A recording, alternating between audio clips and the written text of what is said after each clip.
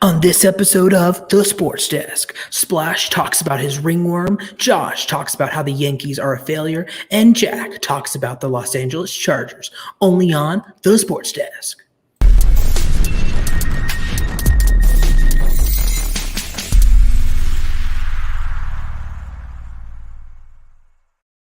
Man, I gotta save that voice because, like, when I do it, like this part of my face, like, is like this.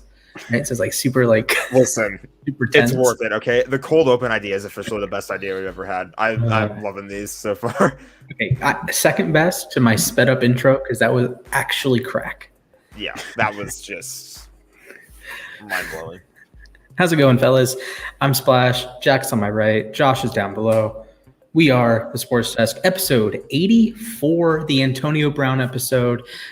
Sadly, I'm going to admit, it does suck that I can't watch myself do the show live. I can watch highlights, but it's not the same as doing it live because essentially I am Jesus, I am the Beatles, I am Antonio Brown. So wanted to share that with everyone. Yeah, because that's just how Antonio Brown's mental works. I mean, I saw your little like short that you made saying like he is he's right. He's right in that like he is like one of the best receivers or can be one of the best receivers to play. But just like the fact that you didn't watch yourself play live is your biggest regret. Something literally physically impossible in this day and age is your biggest regret in life. Okay. I respect it. There's two parts of Antonio Brown's life. There's pre-Vontaze perfect hit and post-Vontaze perfect hit. So this is his post-Vontaze perfect hit part of the life where it's like just like crazy things are said. I think it gets underrated too. Like you mentioned Jesus playing at like Red Rock. Like that was the part of the quote that caught me off guard. He said the Beatles and then Jesus. Oh my goodness. He's He's right. He's right though. He was magical to watch. Also in the chat, how's it going, Tixa? Love to see it. Yeah. So fellas, we have a loaded show tonight. Loaded day in baseball. Loaded day around the league. LeBron James signed a $37 million contract extension. I wish I could count to 97, but I can't. I got an argument about the Chargers on Twitter today. So Jack, stay tuned for that. I can't wait to hear that one. That was fun. An argument. The only fan bases I have argued with on Twitter are NFC West fan bases. So that's fun. And Josh gets to reminisce about the days that the Yankees were on pace to win 114 games. Then Minions: Rise of Gru came out, and the Yankees are the worst team in baseball now. So congratulations. Blame the Minions. I'm not Absolutely. Worried. I'm not worried. He's not worried. Stanton will come back eventually, right? I suppose so. That quote was taken so out of context last night, and it's just getting rubbed in my face. Look, what do you expect? It's a Twitter space with lunatics. I'll put it lightly. I do think my favorite part of Twitter space was people like saying like you're young. I don't. Does that mean I know less about baseball? I didn't really get that argument. I don't know. Someone said Greg was 15. That had me dying.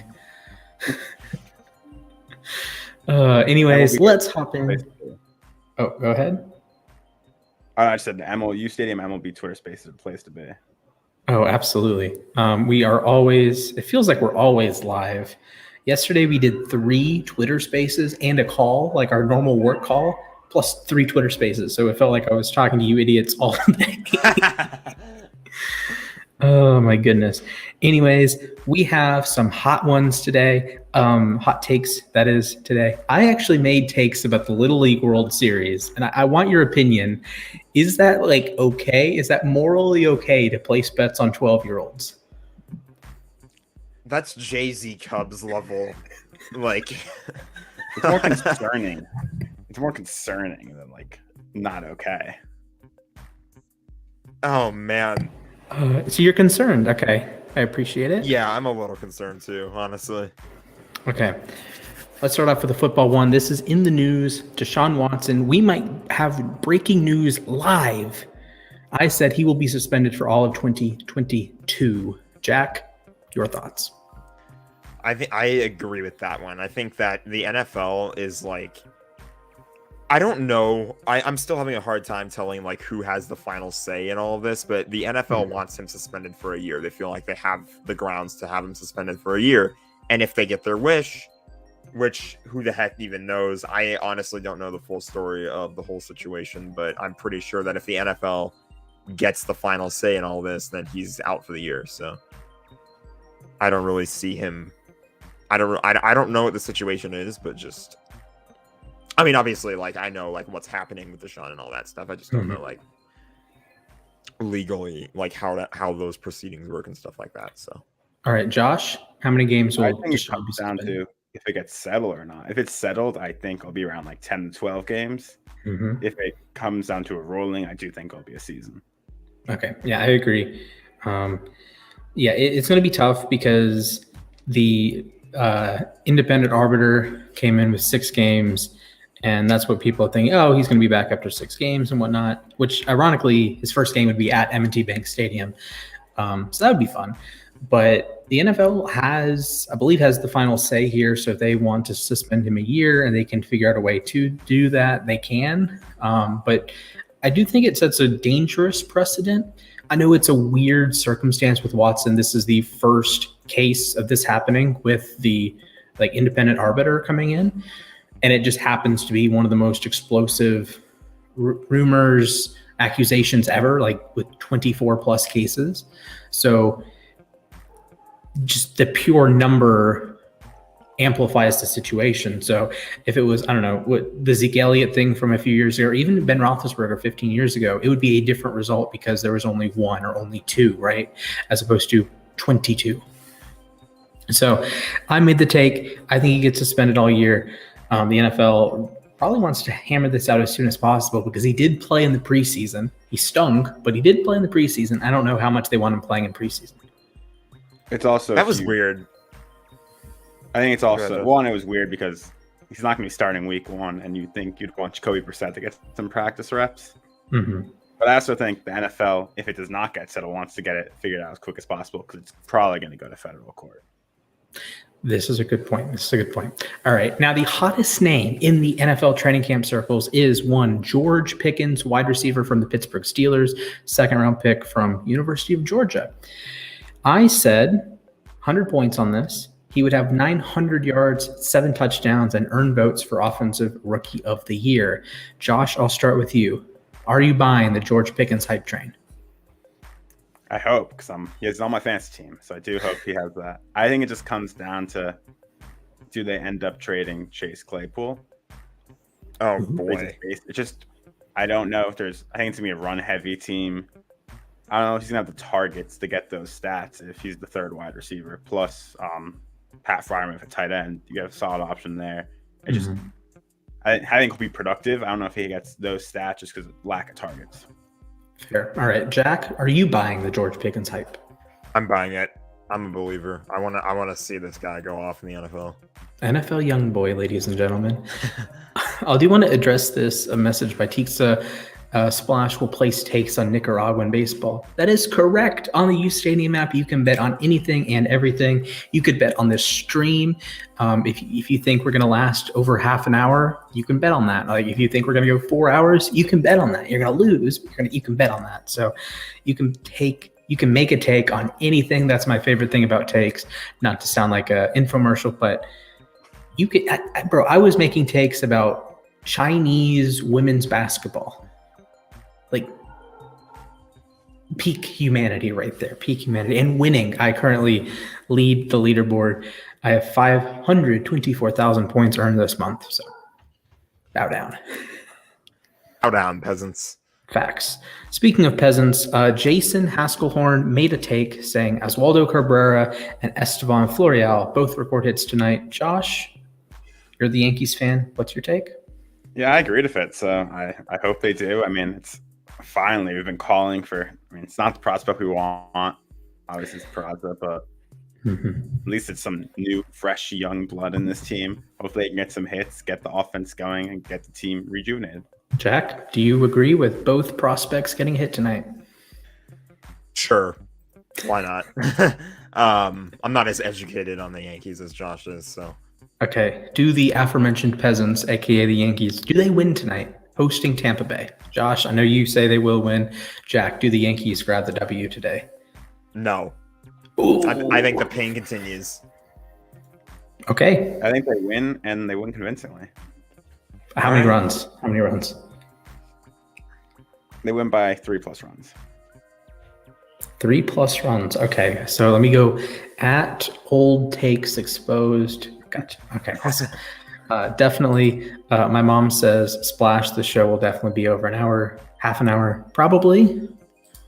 I did throw this out in the group chat yesterday. What if we had like a buzzword? If one of us said the buzzword, the show automatically ends. I think if we want to do like a show automatically ends thing, that has to be like $1,000 donation. Like if somebody donates $1,000 right away, we end the show. Oh my god! I don't think I've ever seen a $1,000 donation. Some kind of like ludicrous amount. Like I'd be happy with $5 right now. Right away. Or what? If the chat was popping, what if it was the chat says a word, and as soon as the chat says the word, we sign off? See, because then everybody would just spam the word, so it would be. But like... we wouldn't tell them what the word is, or a player. It could be a player's name, like I don't know, Pro Bowl caliber NFL player or something like that, and we would go until we just have to make sure we don't say it. Yeah, like if we it's like the Washington R words thing. Like if you accidentally say Redskin potatoes, then it's essentially like a swear jar. You like a player will never mention like Jordan Love. Like we're never gonna say his name. That's a good point, but then the comments would never mention it. Like, do you want it to go on forever, or do you want it to just be like a normal length show? That's true. I don't know. It's just food for thought, I guess. I wonder what the most obscure topic we've talked about at length on the show has been.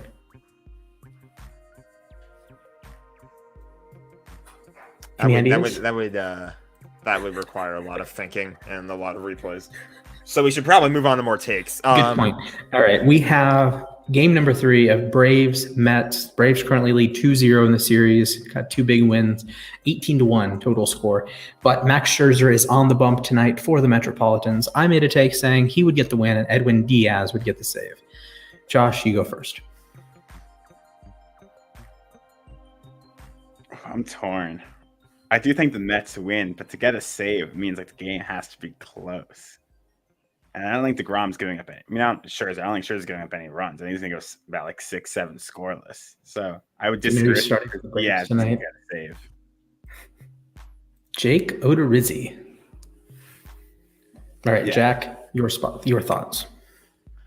Let me see this again. Sorry, I was. Why are my takes not loading? The Scherzer gets the win plus Diaz gets the save. Yes. Sure, I'll agree. Okay. I think that's I actually remember now. I was talking with someone about like just a buddy online about this series, and I was thinking, Scherzer is gonna get the win, and DeGrom is gonna get the loss. Ooh. I think they're gonna split. I think one gets the. I just think that's how it's gonna go. I feel like DeGrom. I don't remember how recent he came off that injury. I don't think it was too long ago, but I don't know. I don't feel like DeGrom's gonna be able to get a win. I don't know. It's like the Mets always. It's like inverted Ewing theory. The Mets always like perform worse when DeGrom pitches. Like I think the Braves like in your head, it's like it's weird. In the head of the offense, like, oh, if we score 1 run, like you don't want to settle for 1 run, but like if we score 1 run, we're gonna win. Mm-hmm. Like, I don't know. It's a weird thing. I don't know what it is. Yeah. And of course, I'm the resident Braves fan here, so yeah. I'd be happy with a split. I'm just going to be honest. There's a reason the Mets are favored tonight. There's a reason the Mets will be favored tomorrow night.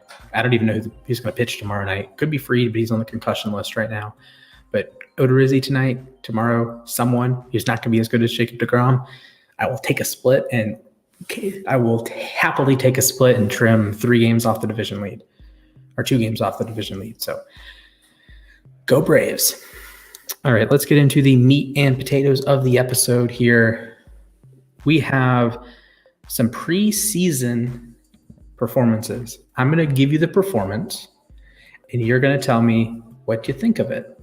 You give it a thumbs up, give it a thumbs down, give it an incomplete grade. Should we do that, or should we do? I actually had an idea in mind. We could do tier this, and we could tier list all the preseason performances. Okay, like do you just have like team logos, or? Yeah, I have team logos. Okay, sure. Yeah, you can try that up really quick. Yeah, I couldn't for whatever reason I could not find the standard one. I don't know where it went. There it is. I don't know. I'm out of it today. Anyway. Let me bring that up really quick. We're just going to tier list the preseason performances. I have to log in. Oops.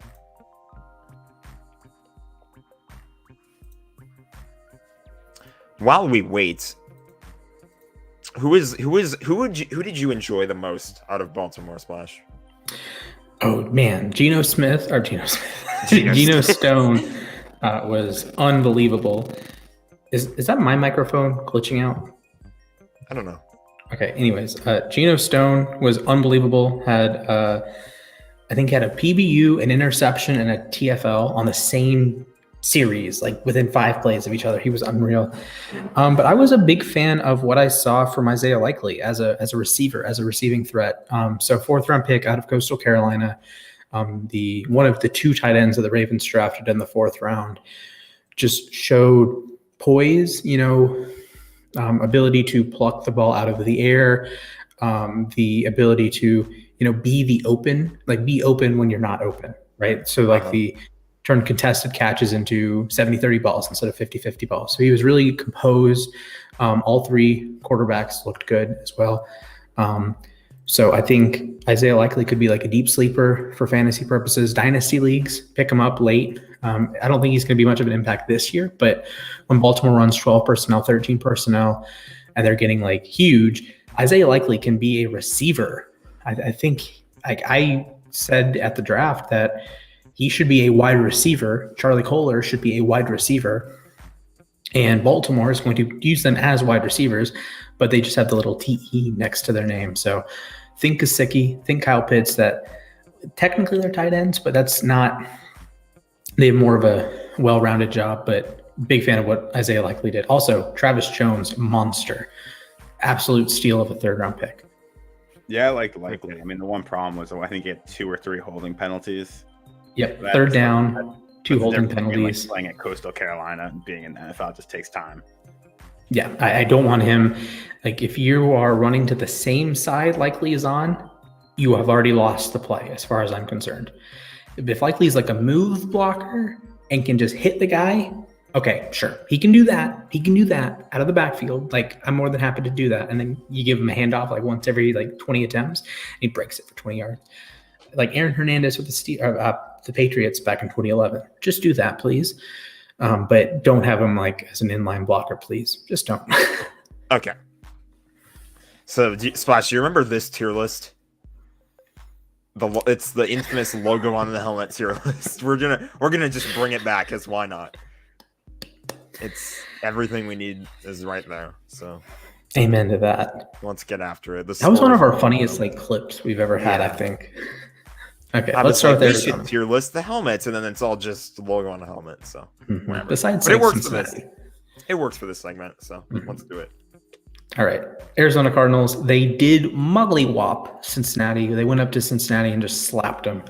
I give it an A. I think they were one of the best teams week 1 of the preseason. Nothing crazy there. Their only issue is like Marquise Brown has undetermined legal issues. Kyler Murray has to worry about the next Call of Duty drop. And DeAndre Hopkins is suspended for taking, what was it, Beaver something? I don't even know what it was anyway. So yeah, it amazed me how their quarterbacks threw for 200 yards and they scored 36 points. So should we go to Atlanta next, or should we talk about Arizona's opponent, which was Cincinnati? Oh, it was Beaver Tranquilizer. Oh, it was a fake tweet. Sorry. Splash got Cincinnati. Yeah, we can do Cincinnati. That's fine. Okay. Deep offensive line stunk. They got wrecked at home. Like, I think it just kind of proves that if their current offensive line, like if anyone gets hurt, it's going to be bad. So that's my thought there. They did have one of the most productive receivers of the week. I'm blanking on his name, but Bengals preseason. Yes. Kendrick Pryor. Yes, he was. Yeah, Pryor was very good. I think he was the highest graded by PFF. He was very good. I'll give him that. Okay. Are we at Atlanta, Detroit? Atlanta's next. Atlanta, Detroit. I would give Atlanta a B. I think Desmond Ridder had his moments.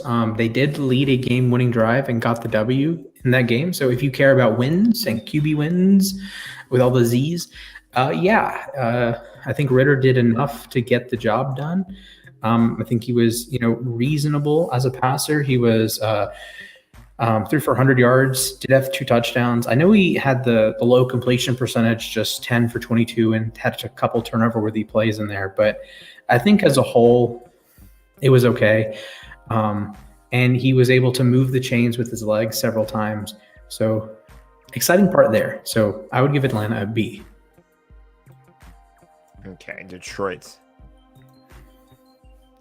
I'd give Lions a C. Go ahead. I give Lions a C. I mean, one, you get one up for Hard Knocks. I think you get one grade up. Just like Aiden Hutchinson looked good. Jared Goff didn't play much, but he was 3 for 4. Swift looked pretty good.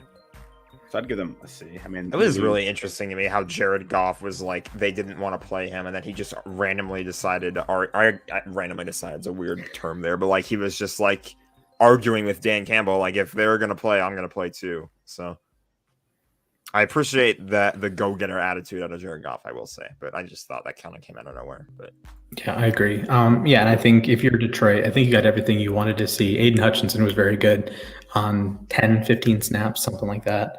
Mm-hmm. So I don't think there's any complaints in Motown for that one. Hey, now we get into my Baltimore Ravens. They hosted Tennessee Thursday night. Big takeaway for Baltimore was Kyle Hamilton cannot tackle.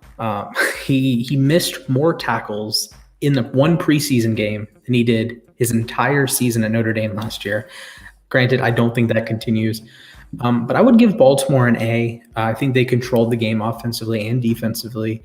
It's evident that the whole replicate Lamar Jackson has worked with Tyler Huntley, has worked with Anthony Brown, undrafted quarterback out of Oregon. And even to a lesser extent, Brett Hundley, who did get cut, but all 3 Ravens quarterbacks had a 70-plus PFF grade.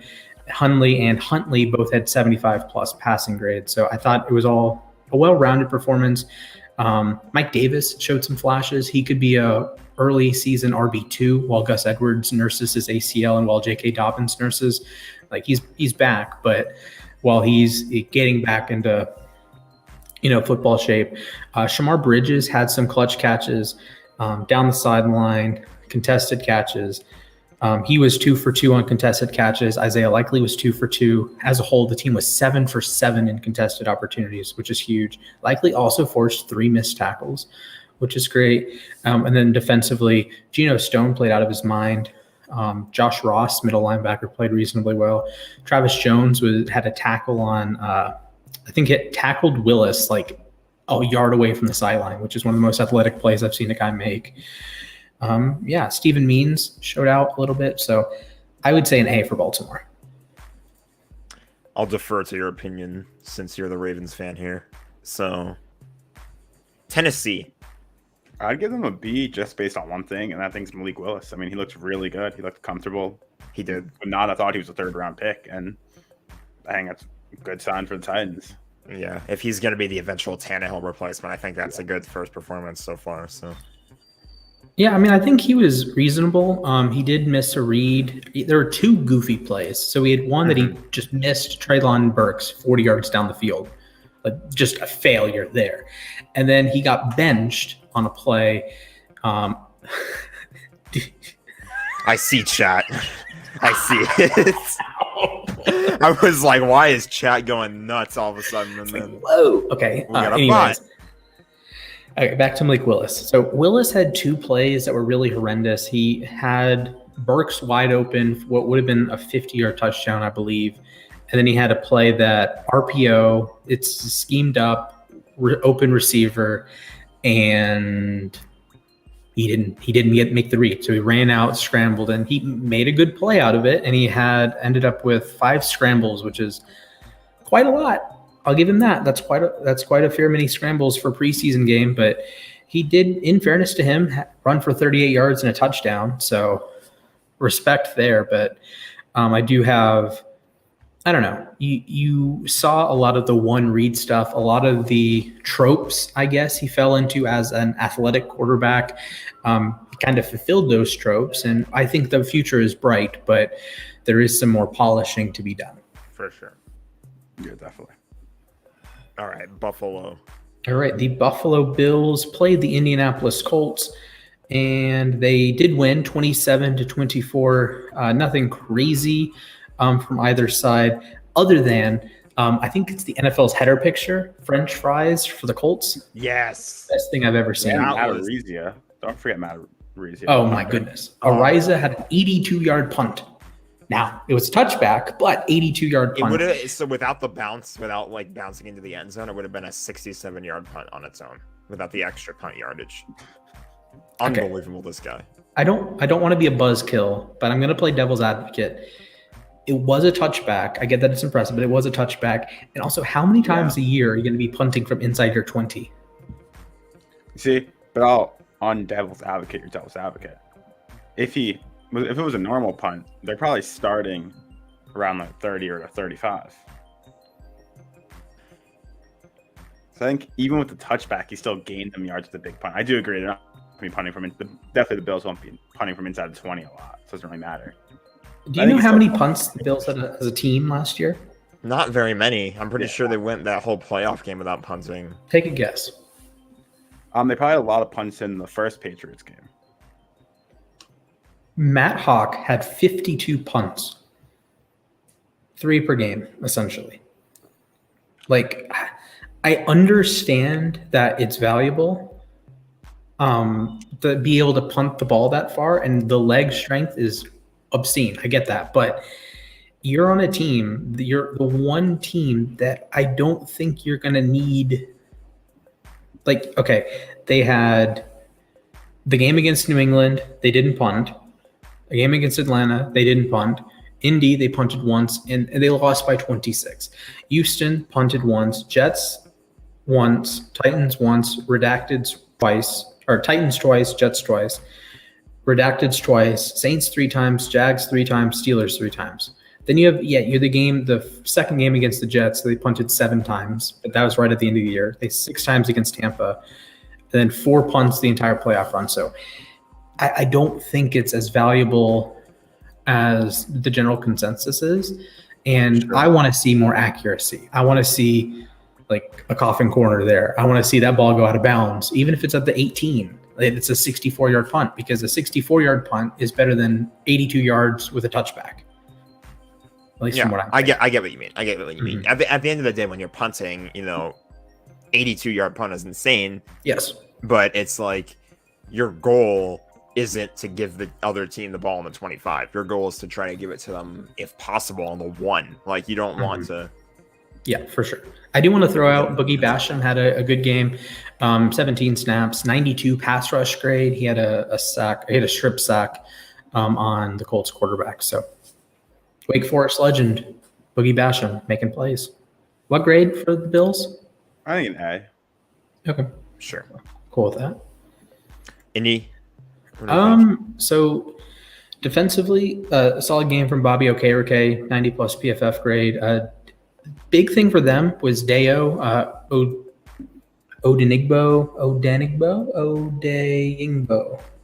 I can't get his name right. Deo from Vanderbilt, 2nd-round pick last year, ruptured his Achilles. Didn't play a whole lot, if any, as a rookie. Came in, had 5 pressures. So love to see that. Offensively, of course, it's not going to be like much Matt Ryan or much like Jonathan Taylor, but they did get some good, solid offensive line play. Matt Pryor had an 85 PFF grade. John Smeltzer came in, 25 snaps, was good. I think Indy just B or C. They just kind of Indy's live my there. sleeper too. I like Jelani Woods tight end. He was I really do good like in Jelani. college. I'll go I B. think I'll have some production this year in the NFL. I'm gonna go B. We'll just keep it neutral, right in the middle. They had 4 quarterbacks play: Ellinger, Matt Ryan, Nick Foles, and Jack Cohn. Nick Foles played. Jeez. Yes. Okay. Carolina, Washington is our next game. So Carolina won 23-21. The storyline for me, I'm just going to talk about the quarterbacks. All 4 quarterbacks played for Carolina. So Darnold, Walker, Baker, Matt Corral. Darnold was 2 for 3, threw a touchdown. Walker was 10 for 19. Was really poor on the last drive, if I remember correctly. Baker was 4 for 7, and Matt Corral was 1 for 9. Corral was the one that was really poor. So 1 for 9 for Corral. Walker's probably gone. Corral, definitely a third stringer. And I would lean Baker over Darnold right now. And that's what Carolina's trying to figure out. Yeah, I think they'll end up with Baker. they should end up with Baker. I like Baker better than Darnold. I think that for the first week of the preseason, I think it's a little interesting that they decided to go the all 4 quarterbacks play route. But why not? See what you have, and then obviously the 2 guys that are going to compete for the starting job, you don't have to play them the whole game. You can give them like a drive or 2 each. So it's like, What's crazy about this game is I wouldn't be surprised if we saw every quarterback in this game play 1 snap in the regular season. Like all these teams could just be shuffling like the Commanders and the Panthers could each could have 7 starting quarterbacks combined, and I wouldn't be surprised. Oh, that's a fun uSTADIUM take. I don't think PJ Walker starts, barring. I think PJ Walker will get cut eventually. I think he will get cut. You're not going to carry 4 quarterbacks, probably. Yeah, I don't see any reason for carrying 4 quarterbacks because like 3. Okay, you have your starter, then you have like 2020 it would have made sense, but this year no. I think, but like most likely he could get signed to another team. He'd be on the practice squad though. Yeah, I'd say if I told you these teams come out of 6 quarterback start this year, would you be surprised? No, I could definitely see both of them being like 4-11 and then just trotting out Corral and Howell at the end of the season. Yeah. So I'd give Carolina a B. Yeah, that's fine, man. Okay. The Commanders. I like how Carson Wentz played, and I think that's the question mark with this team. They're good. I know Chase Young's still coming back. He'll be fine. It's just they have some stability at quarterback because they haven't had that, I guess, since Kirk Cousins. Yeah, but it's Carson Wentz. It is Carson Wentz, but Carson Wentz also shown flashes. I mean, he's shown more flashes of being bad than good. But I think he can be an average quarterback. And I think if you're the Commanders, that's what you need. You need an average quarterback play. Yeah, I agree. Yeah. Wentz was 10 for 13, 74 yards. No touchdowns or picks. But let's talk about Sam Howell for a second. The stats were okay. 9 for 16, had 2 rushing touchdowns, threw for $143, so 8.9 yards per attempt. But I'm looking at PFF. 2 turnover-worthy plays, not ideal. 0 big-time throws, also not ideal. So the stats are good, but the eye test, a little bit different. What are you guys focused on at this point? Do you want them to be explosive statistically, like say Kenny Pickett 13 to 15, George Pickens had a touchdown? We'll talk about the Steelers in a little bit. Or are you looking at that eye test and like, hey, Kyle Hamilton may have had a cruddy grade, but you saw the plays he could have made if the opportunity arose. They weren't running specifically at him. They weren't throwing specifically at him. He was like not allowing that to happen. I think it's a combination of both. I mean, like Sam Howell looked comfortable. And to me, that's the thing that matters the most. I mean, I said it with Sam Darnold for a long time. He never seems comfortable in the pocket. And Sam Howell, at least like he knew what he was going to do before he did it. And to me, that's what matters the most in the preseason. Fair point. All right. What grade do you give the Washington Commanders? I'd go C. I think that's fair. Sure. The Bears against the Chiefs. I'm kind of trying to reorganize these helmets by game, but we got Chiefs Bears up next. I mean, I would give them a C. The offensive line did not look great. Justin Fields played fine. I guess Tajay Sharp had to play the game. I mean, I'm also downgrading him. That field looked horrendous. looked like I went out there and took some golf swings before the game. What do you think your handicap is? Oh, I suck at golf. It's not good. I've played a solid like 6 holes of golf in my life, so I also stink at golf. Yeah, but it's just like the question marks. The offensive line receivers to this team, and the offensive line gave up 5 sacks. Oh, I got some stats for you. Doug Kramer, listed as a center, played 48 snaps, had a 15 pass blocking grade. Yeah. Jeez. Sam Mustipher played the other 18 snaps at center, had a 20.2 pass blocking grade. Zachary Thomas played left guard, 31 pass blocking grade.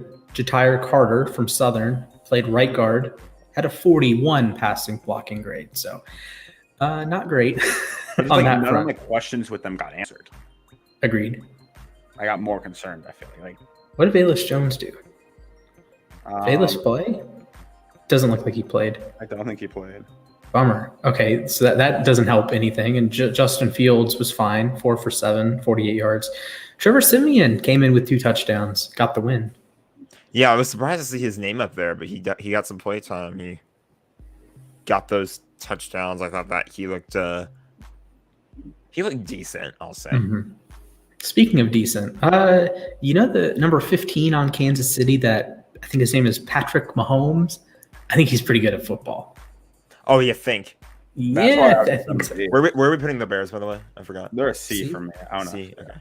See, I know the Chiefs lost. I'd give them a B just because like the big question mark was what are they going to do at Patrick Mahomes? And like I know it wasn't theirs number 1 defense, not the best guy out there, but they just went down the field and it's like they're going to be just fine. They have Andy Reid and Pat Mahomes and Travis Kelce. And an awesome offensive line. I agree. I think your assessment. So many people are counting the Chiefs out because they lost Tyreek. I don't think it matters when you have those 3 at like commanding the ship, I'll say. I mean, like sometimes it's a bad example, but like Robinson Cano, everyone thought he was the player, not the team. Sometimes the team that gives a lot of that production. Mm-hmm. And Andy Reid designs plays better than anyone else. They can have Juju, they have Sky Moore. They're going to be just fine. I agree, 100%. I do want to touch on one specific player. George Karloftis, first-round pick, came in, had 4 pressures, big-time production from the first-round pick. So I'm excited. You have the 2 rookie first-rounders. You have McDuffie. You have Karloftis. I think they got 2 bangers of players. And I think people are overrating the Tyreek Hill move because they got back 2 talented – or they have another talented draft class. Last year they had – Bolton, Humphrey, Trey Smith, they hit last year's draft class was a home run. This year's class, I think, will be just as good, if not better. And I know they lose Tyreek Hill, but you have a super talented offense. Your offensive line continues to improve. They're going to be awesome still. The return for Tyreek was like, what, 5 first-rounders or something? 5 high-round picks, at least. I think it was 5 picks total. Was it 2 firsts, 2 seconds? I think it was like 2 firsts and 2 seconds. Something like that. It was 5 picks. I know that much. I don't remember like where. I think it was at least 2 first-rounders. I don't remember the rest. I thought it was 1 first and a second. Or it was 2 seconds and a third. Do we put the Chiefs in B tier, A tier? It was 2022 first and second and fourth and sixth next year. Okay. Yeah. I mean, I'm fine with B or C. I think it's a B just because what they did on the first drive. I do B. Yeah, I agree. I'm cool with a B. Okay. Let's put the A. Cleveland. The Brownies. They did take care of business against Jacksonville with a 24-13 victory. I thought Cleveland was fine. Martin Emerson came in, played 30 snaps, was very good, posted a 93 PFF grade, had a pick 6, one of the rare defensive touchdowns in the preseason. Also of note, Isaiah Thomas, not that Isaiah Thomas, or that Isaiah Thomas, came in, had 3 pressures. So I liked what I saw from the defense. Offensively, Deshaun Watson wasn't good at football. Like he just wasn't. It wasn't Deshaun Watson. He was throwing, maybe not ducks, but he did get a 56.5 grade, which for context, he did not have a 56 grade the last time he played in the regular season. So I know it's 5 I never thought I snaps. would say this, but I'm going to defend the man. I'll defend Deshaun Watson. Oh, He boy. hasn't played in 2 years. It's the preseason. I'm not worried. And it I'm doesn't not worried either, but I have to say that. No, I agree. Sure. I mean, he's also not going to play for another 2 months. probably 13, 14 weeks. So he'll be fine. He Good could point. miss his like second season in a row. So Yeah.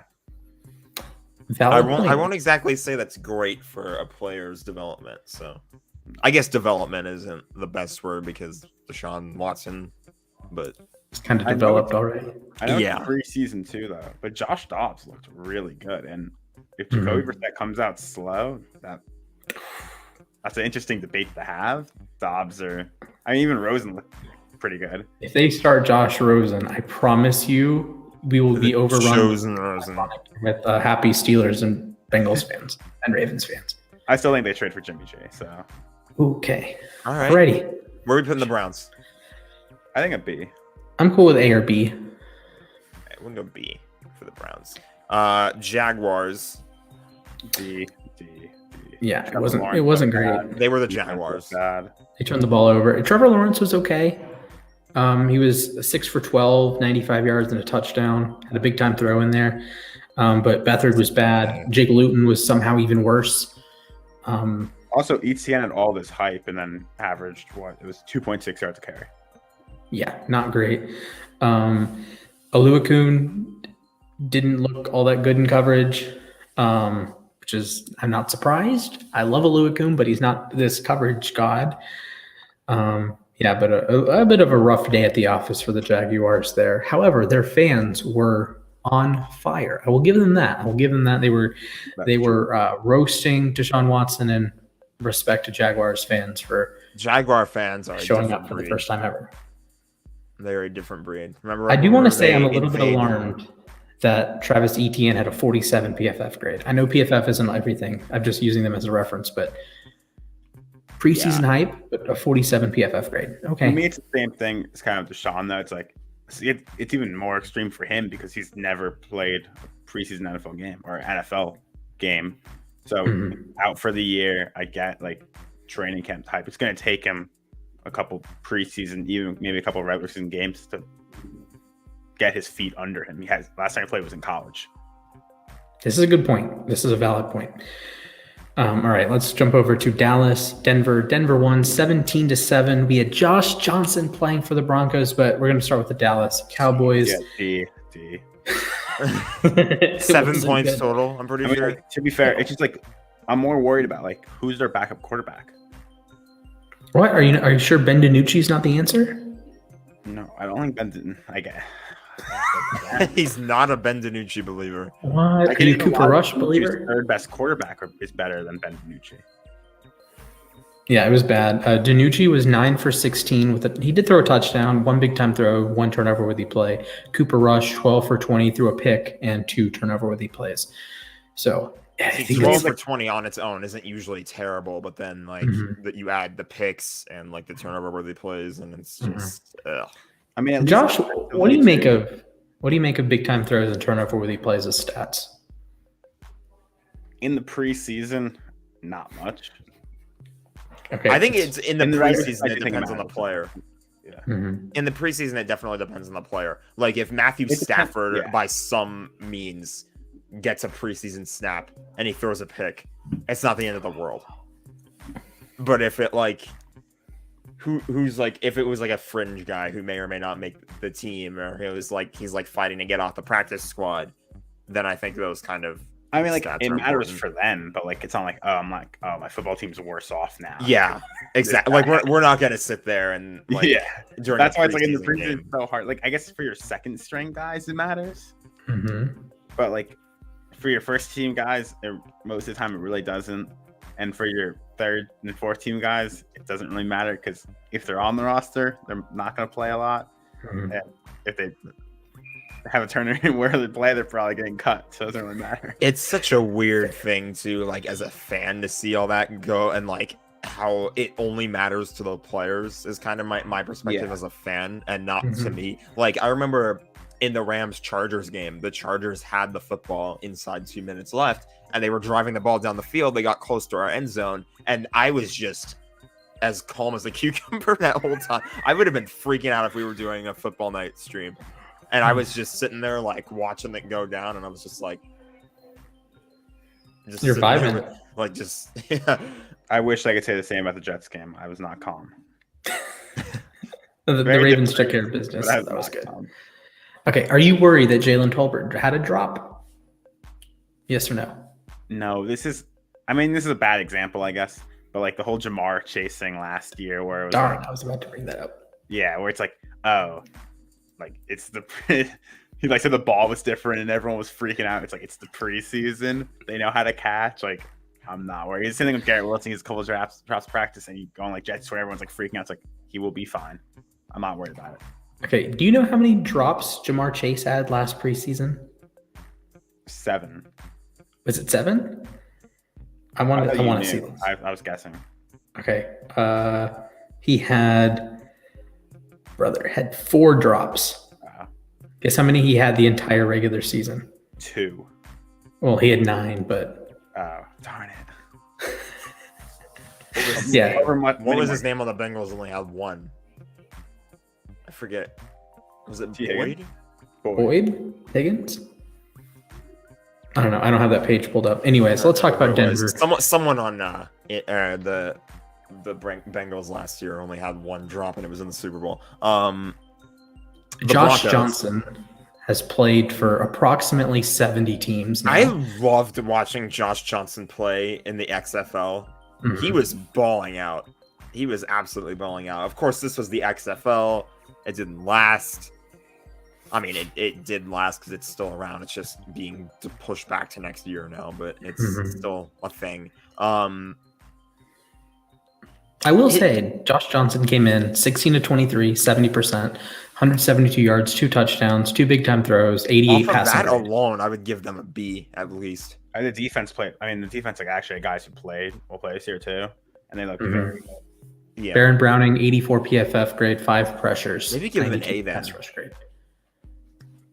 A? Do we put them up to S tier? No, you have to blow someone out to be S tier. You have to just dominate somebody, and everybody looks perfect to be S tier in the preseason. I think S tier is, I guess, that we're making it a little bit sacred in that case, but I think we can go A tier for Denver. Okay, Green Bay. I forget who they were. Oh, it was San Francisco. Yeah, I'd give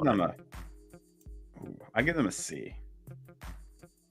They had some sparks, but it's also most of the starters didn't play. Yeah, I caught the end of that game, and it was just I watched. There was a late touchdown by San Francisco. I forget who scored it, but it was Green Bay probably should have stopped that, and they didn't really. So it was there was a couple of receivers that showed some promise. I mean, Aaron Rodgers just called them all out, so I guess it means nothing, but they showed some promise. Sure. Am I back? You're back. Okay, great. Green Bay. That game was weird. Let me find the score. 28-21, I believe, was the score. Yeah, San Francisco 28, Green Bay 21. I was excited about Samuel Womack for San Francisco. He had 2 interceptions, so love to see that. For Green Bay, I don't think anything crazy happened. Kingsley Ngabare, South Carolina legend, had three pressures, so cool. I forget what round he went, but late round pick. Came up big. Also, Josh Myers, he was a second-round pick out of Ohio State last year. I bashed him. I thought that was a terrible pick with who else was on the board at the time. But he played well. He's a starting center, so I thought that was 36 snaps, 92 PFF grade. I'll take that. Sure. Okay, so we'll put I guess San Francisco can go I think A for San Fran. Green Bay gets a C, we want to say? Yeah. Sure. We'll just say it for the sake of moving on. Who did Houston play? The Saints. The Saints. They did get the win over the Saints. The last second drive, they won 17-13. Yeah, they had the last second game winner. That was a good drive by the Texans. I give the Texans a B. I mean, the first team offense looked awful. In 2 drives, they had 2 3 and outs. They did nothing. I guess Damian Pierce. That's That's kind of sad when your first team offense performs worse than your backups in the preseason. Again, it is just preseason. I think the first team offense had negative yards total. Okay, Davis Mills was 3 for 3 for 14 yards. Jeff Driscoll came in 16 of 26, 165, 2 touchdowns, 3 interceptions. Oof. That is C-tier minimum. Oh boy. Granted, Andy Dalton was 5 for 5, threw a touchdown, 51 yards. Ian Book, 15 of 22, threw an interception, but it wasn't a turnover-worthy play. So, yeah, the Saints team's probably a C. I did love what I saw out of Dameon Pierce. Said there's a reason he's going to be their number 1 running back by like week 2. Just saying. 9.8 yards per carry, 90 rushing grade, had a 20-yard run. Where are we putting them? We're putting them. I think it's C for both. C tier for both. You could argue the Saints are D. I mean, I guess. Yeah, that wasn't great. All right. Rams Chargers conveniently lined up right next to each other. Amen to that. I'm trying to find the stats because I mentioned Lance McCutcheon played in this one. Oh, he had monster 5 catches for 87 yards. And 2 tutties. So 3, I'm pretty sure. Okay, 2 receiving touchdowns. 2 receiving touchdowns. 1. No, he never rushing touchdown. Did he not have? I don't think so. He did have an 88.8 PFF grade, so that's good. He did. Bryce Perkins went 10 for 17, 133 yards, 2 touchdowns. I thought that it was a little interesting how he played the whole game, but the Rams did end up cutting Luis Perez. So AAF legend, right? AAF legend, almost XFL. He was in the XFL. So I think it's probably going to be just Bryce Perkins the rest of the preseason. I obviously don't think John Wolford's going to play. And if Matthew Stafford plays in the preseason, I will never watch football again. Really? Okay. Don't quote me on that one. Yeah. That'd be kind of sad to see your football career end, like just watching preseason games. My guy, it shouldn't happen though. Good point. My guy Darian Kendrick and Kobe Durant. I thought they were okay. They looked good. I thought Kendrick looked better. He almost had a nasty pick. Like that would have been insane, but I think it just slipped through his hands. Durant played fine. I thought he played fine. Nothing really too outstanding yet, but I don't expect them to like explode right away because there's going to be an adjustment period. But I think you put them in the secondary with Troy Hill and Jalen Ramsey, that's going to be pretty good. Yeah. Sure. Yeah, well, I'm having trouble figuring out what my favorite touchdown from Lance McCutcheon was. I think it was probably like the long one when he caught the ball one-on-one and then just broke the tackle and took off. That was really impressive. I thought the late touchdown too, the one that was I think ended up being for the win. It was just like toss it up, see what happens, and I thought that Perkins overthrew it, but he caught it. So, AJ Rose was the running back that scored a touchdown. He had a nice little spin move. Jake Funk got play time. That was nice to see. I will say, if there's a negative to take away from this game, it's that Bryson Hopkins did get a little bit of play time. He didn't look too tremendous. And then I think it was Terrell Lewis, I want to say he played. Not Terrell Lewis, Terrell Burgess, yes. Sorry, geez, there's a lot of Terrells on this team. Terrell Burgess got burned on the first Charter touchdown. Rip. And I was sitting there going, that is not a great look for a guy who's been on the team and like realistically should be on the 53 man. And he's like, I'll put it to you in this perspective. He has been on the Rams long enough that he has been in his own non-Rams commercial. Like he was in a commercial for like Unify or one of their sponsors or something like that. So fair. He's been around for a while, and getting burned in the preseason on a throw from Chase Daniel, not great. I hope he bounces back. I think he can bounce back, but that wasn't a great look. Oh, that's too funny. Who had the pick at the end? I'm trying to think of who had the pick at the end. That would be Daniel Isom. ISOM. I'm not sure how to pronounce his name. I don't know if I'll ever say his name again. Respectfully, Probably not. It was a nice pick though. I give the Rams an A. I think they looked fine. Okay. Other than that first drive, I think the Rams looked just fine. And what would you give the Chargers? Too. I mean, they look good. Devin Lloyd looked good.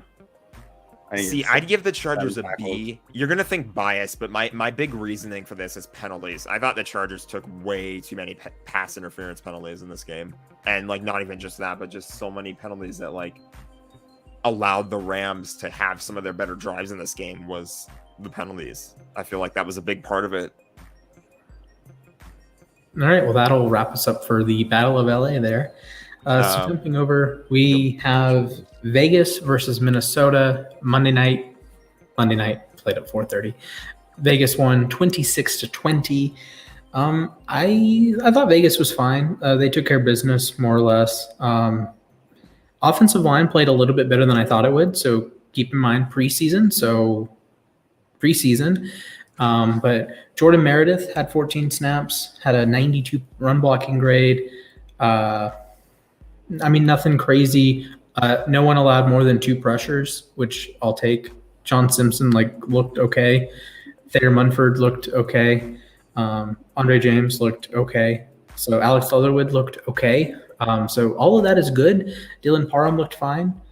66 overall grade. So I think, Vegas, they were okay. They weren't anything special. Jalen Brown had 8 snaps. He was pretty good on those. I would say A or a B for Vegas. Yeah, the only play I saw from that game was Kellen Mond run around for 10 seconds and have a receiver wide open the back of the end zone and just overthrow him by 5 yards. Oh, Kellen Mond. Hey, Kellen Mond he was 9 of 14, 119 yards, 2 touchdowns, 2 big throws. That one play loses it all. It was such a good play, and then you see your receiver wide open, and it just goes 7 yards to the left, and you're like, oh my god. Well, at least Kirk Cousins has the COVID vaccine, so he's not going to get. Oh wait, he has COVID again. Wait a second. Oops. By the way, just for the record, you can still catch COVID even if you've been vaccinated. Oh yeah, for sure. I just know that Cousins is very outspoken. I'm only saying that for whatever reasons, in case YouTube watches this and stamps. Didn't he miss a game last year, Josh? Yes, he did. No, I was gonna say he created his own bubble. I'll put the Raiders in A. Minnesota. What do we think? Minnesota tier, B, C. B or C is fine. Yeah, either one. Mm-hmm. Yeah, I'll go B. It'll be nice. Albert Wilson caught 2 touchdowns. Okay, who did Miami play? I lost the scoreboard for a second. The Bucks.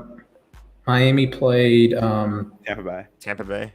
Yes, down in Tampa. So Miami won 26-24. So let's look at Miami. Lynn Bowden had a 91 receiving grade. I love to see that. Are you guys Lynn Bowden fans? I liked him in college. Okay. I don't know if he's an NFL player, but I love him. My heart. Okay. I did like what I saw from Channing Tindall. I think he's going to be pushing Landon Roberts for that linebacker 2 spot very soon. And obviously, I don't think Miami is going to play a ton of 3-down linebacker stuff. But if they do, I think Channing Tindall will be a monster. So I'm excited to see him play meaningful snaps moving forward. Sure. So we think A for Miami, B for Miami, C. Hey, I'm cool with an A. Okay. Tampa Bay. We're no longer calling them Tampa Bay. I guess I took away Tyler Johnson. Look good. Mm-hmm. He was more receiving. They just played no one that's going to play. I mean, it's the same thing as the Rams. They know who they have and what they're going to do. What? Are you sure that Blaine Gabbard's not threatening Tom Brady? No. I mean, maybe Kyle Trask is. Threatening the supposedly unretired for right now at this moment in time, Tom Brady. Listen. How many times does Tom Brady have an 89.7 passing grade in the preseason? Not often, I guess. I'm just saying. I saw more of Tom Brady in Hertz commercials this last week than I did of him in the preseason. So I'll just put it in that. He's away from the team right now, though. So That's true. Yeah, he has a personal matter. I'm just saying. Maybe quarterback controversy in Tampa. I'm going to make a take. 100,000 points. That's bad. Tom Brady retires when he comes back from his personal leave of absence. He's like, screw it. Never mind. I'm done. Yeah, he's like the LSU quarterback. Miles Brennan just retired. Yeah. He just retired because he lost the job. So my 1,000 point hot take is 100,000 loses hot the take starting job and retires. Blaine Gabbert is announced as Tampa Bay starter. Tom Brady immediately retires, and Tampa goes 17-0, and they lose to the Ravens in the Super Bowl. Put that in the unicorn takes area, and I'll gladly steal your points. But no one else has 100,000 points though, so I'm good. I'll ask Henry. Yeah, someone can give us 100,000 promo points. Yeah, just ask Greg, me, Nick, Frankie, and Henry to just send you 20K each. And you guys on the app can do the same thing, by the way. This is true. Look, I have this shtick that if you ask me for points, I will send you points. I'm not going to send you many points, but I will send you points. He'll send you 2 points. No, I usually send 69. If you ask me for points, I'll ask Flash to send you some points. I mean, I'll get done. Yeah, so like I'll send you 69 points. I'd be more than happy to send you 69 points. Drop your name in the chat. I will send you 69 points right now. All right. We should probably fly through the rest of this episode, actually. I just realized we're over This is an a good hour, point. so- We're already over an hour. This was supposed to be a 45-minute show. Yeah, we gotta hurry. Okay, New England and the Giants, they played each other. Brian, Are we putting Tampa really quick? huh?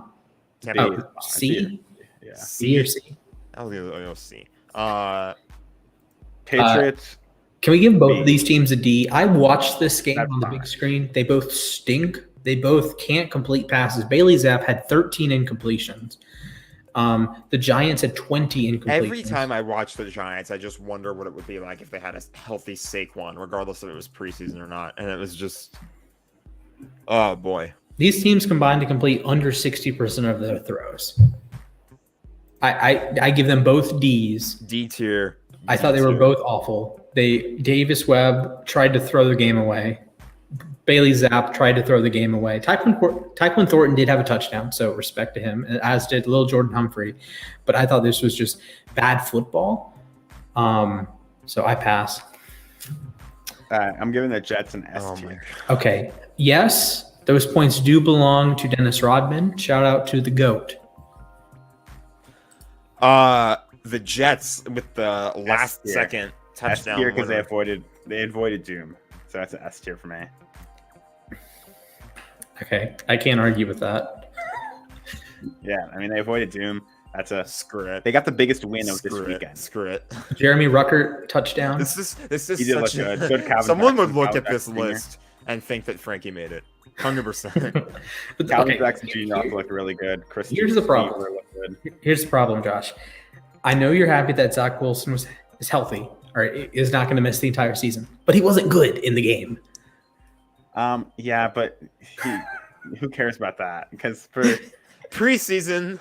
for 5 hours, I thought the season was over. So Okay, this is a valid point, but I Yeah, do that's want you to true. take a guess at how many quarterbacks had a higher PFF passing grade than one Zach Wilson. probably a ton, but none of them almost tore their ACL. I thought they tore their ACL. Okay, I want you to take a guess. 82 quarterbacks threw a pass.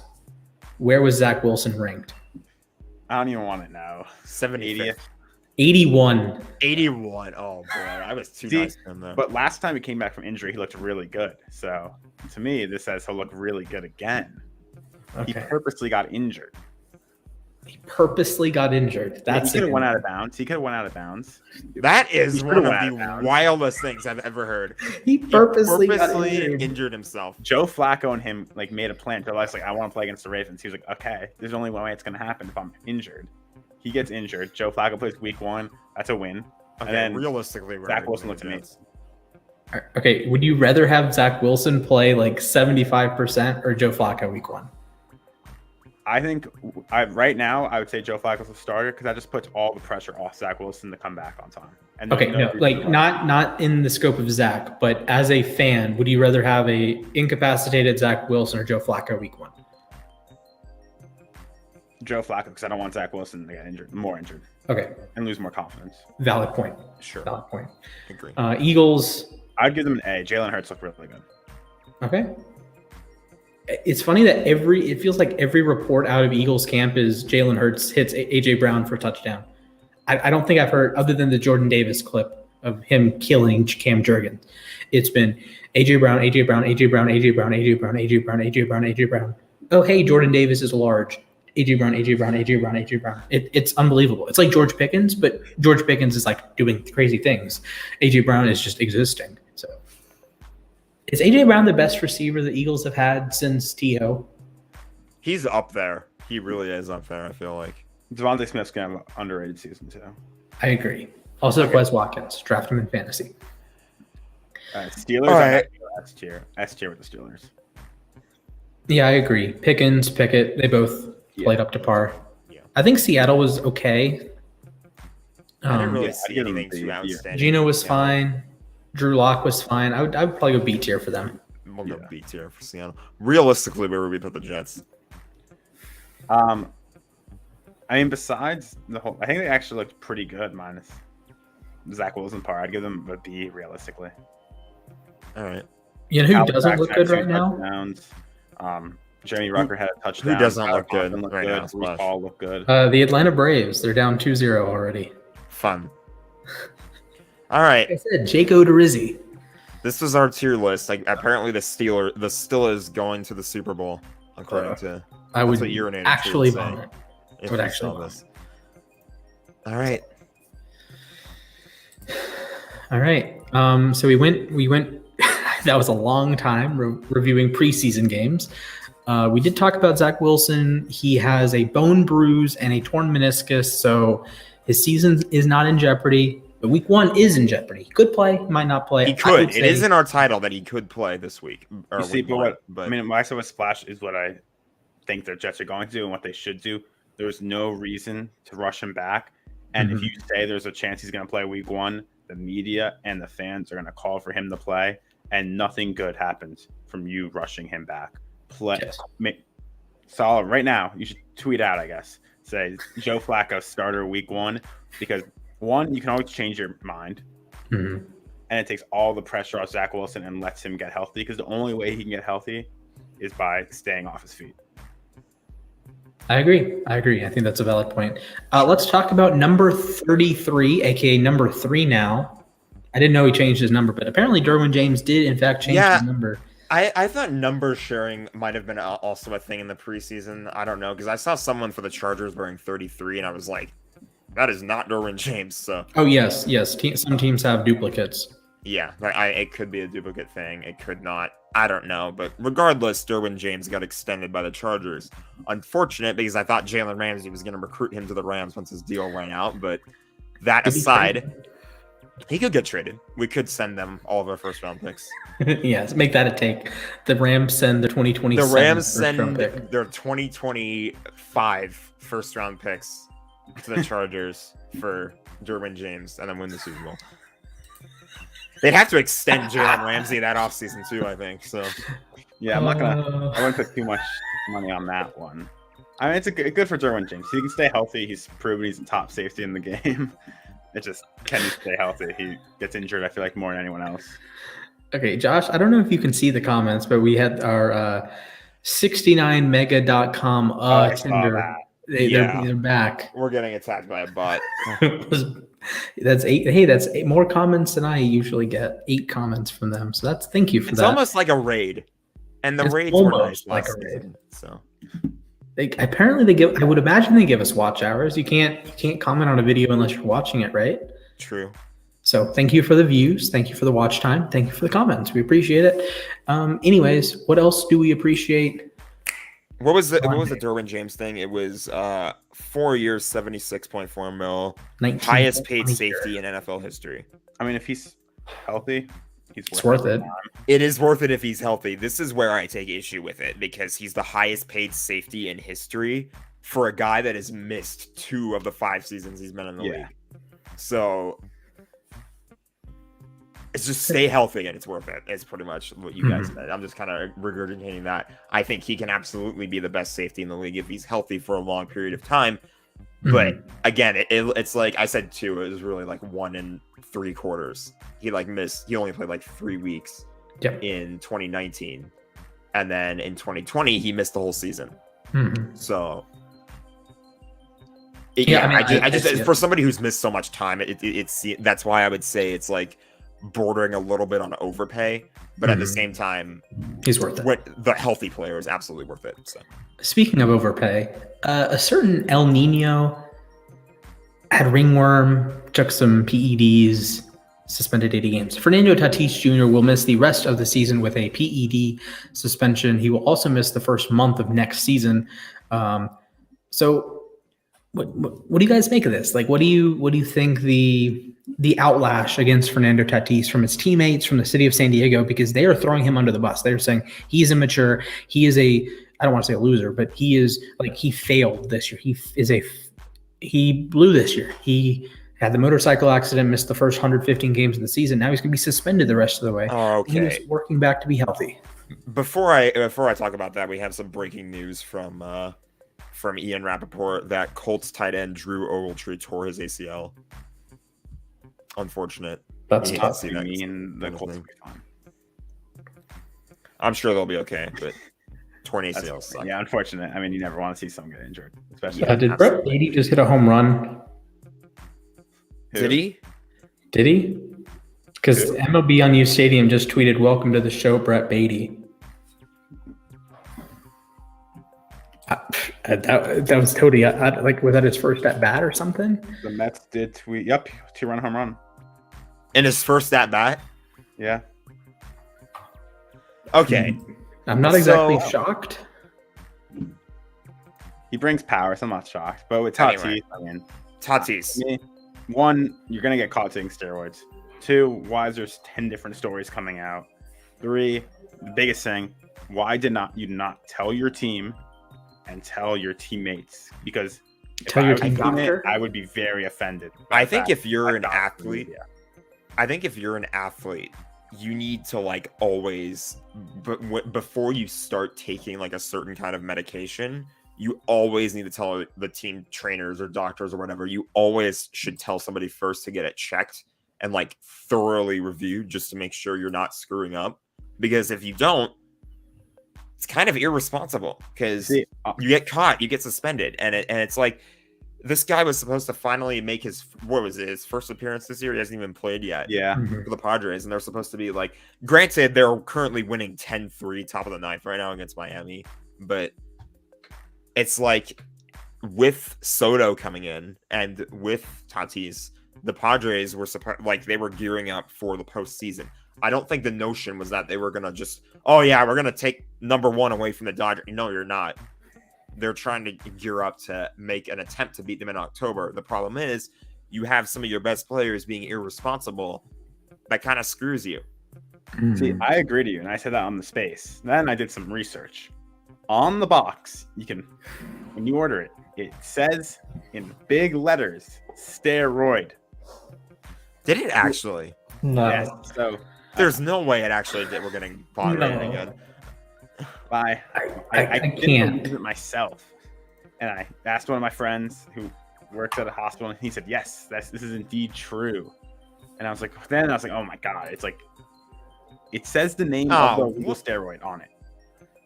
It's the bot is telling us now to stop watching the stream.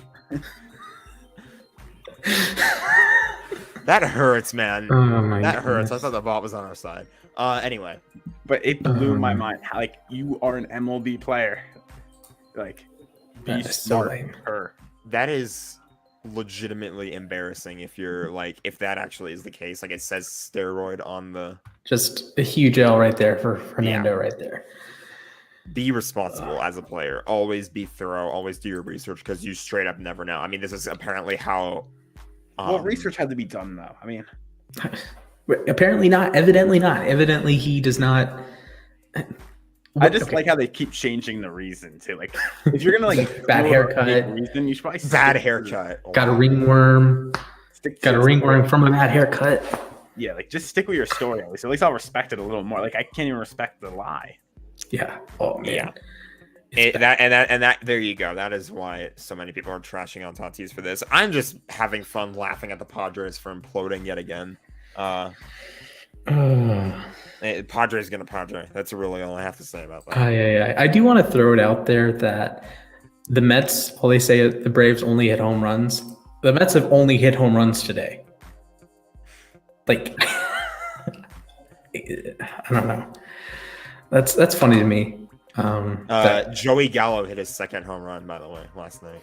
They lost in extra innings, but it was extra innings. Yeah, Joey Gallo Dodgers also made not a good. error on base pass. How surprising. Hey, look, the Rays are not losing right now, so I don't think Yankees fans can talk. Did you know that 0-0. the Yankees have had the umpire scorecard go in their favor 17 consecutive home games? To be fair, the one game that they could have won, it went against them mightily. Okay, sure. Fair play to that. And on the final note for today's episode, let's talk about the NBA. NBA's schedule has been revealed. There's a Rivals Week in January that I think is fun, even though some of the rivalry games stink. And LeBron James signed a $37.1 million extension. So I like the rivalry week in the NBA. I wish more sports would do that. I know MLS does it. I wish more sports would do rivalry weeks because even if the matchup looks bad in somebody else's eyes, to the fans, it's literally everything. You want nothing more than to just beat the crap out of your rivals. So I think that is a fun thing. Like, even when the Lakers were awful last season, I still wanted them to beat the crap out of the Clippers. So this is a valid point. You always want to beat the Clippers. Yeah, I think it was good. I mean, I was looking towards the NBA schedule to see my KD news, and they just told me they have no clue either. So I didn't really gain anything from it. I mean, it is cool. I think the rivalry week is cool, though. Mm-hmm. I agree. I wish it was Cavs Warriors instead of Raptors Warriors, but okay, sure thing. Also, the LeBron extension is good to see. Things you love to see. I'm pretty sure this made him the highest paid player in the league. I don't know about that because like Bradley Beal, Nikola Jokic have some years at their end of their deals that they're making $60 million. So let me see.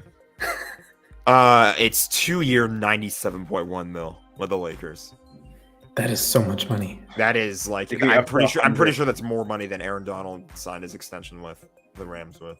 You might be right. I mean, Aaron Donald's going to make more money total because of his current deal that he signed before the extension, but like, let me look at. Pretty sure it can be up to 111 mil too. Brother, Nikola Jokic is making $54 million a year. I wish the NBA, ladies and gentlemen. My goodness. He's not even the highest paid player on an average annual value. Do you know okay, I want you to take a guess how many players, even with LeBron making 48 and change a year, how many players make $50 million a season? Just in the NBA? Yes. I'm pretty sure it's below 5. Take a guess. 6. Jack, take a guess. I'm just going to go 5 right away. It is 7. Devin Booker, 56. Karl Anthony Towns, 56. Nikola Jokic, 54. Steph Curry, 54. Joel Embiid, 52. Jimmy Butler, 50 and change. Bradley Beal, 50 and change. Bro, what is happening in the NBA? At this point, the NBA is going to turn to the MLB and just get rid of salary cap. They shouldn't, but... That's so bizarre. I was thinking the other night, like, I am so out of touch with basketball. I forgot Nikola Jokic and Giannis have won back-to-back MVPs. Like, it just like, Giannis just hit you like a truck. MVPs. Like, yeah, I was just like minding my business, just like chilling, 2 a.m. It's like, Nikola Jokic has won back-to-back NBA MVPs. What is wrong with the NBA? I like Jokic, but imagine like in 10 years, you're explaining the history of basketball to someone, and you have to tell them with a straight face that Nikola Jokic has more MVPs than Shaquille O'Neal. You can't. You have to tell them that Steve Nash and Steph Curry had the same number of MVPs. crazy. Yeah, for real. So, All right. I think that'll wrap us up for today. Any last words? I think there's more preseason games tomorrow now. Yeah. Yes. So that'll be exciting to watch. So exciting. I'm about to win 45,000 points because the Braves are losing, and I hit my bet on Bovada. So before you Mets fans come trolling me, first of all, I made a lot of money off your bum team today. So just saying. Also need Josh's bum team to continue to stink so I can make more money. No, they're gonna win tonight. I have a feeling. Because they're always minus money, so that means the team they're facing is plus money. So that means. All right. I think that will wrap us up for today. All right. Well, with that being said, thank you guys for watching. Make sure you like the video, subscribe to the channel, ring a ding ding that Le'Veon bell, hit that Le'Veon bell really hard, like it's a boxing match, so you can get notified when we go live or when we post evergreen stuff or when we post really much of anything at this point. So thank you guys for watching. And remember, 7-time All-Pro Aaron Donald. 7-time All-Pro, Super Bowl champion, knives. 6-time Madden 99 club member, trains with knives. We'll see you next week.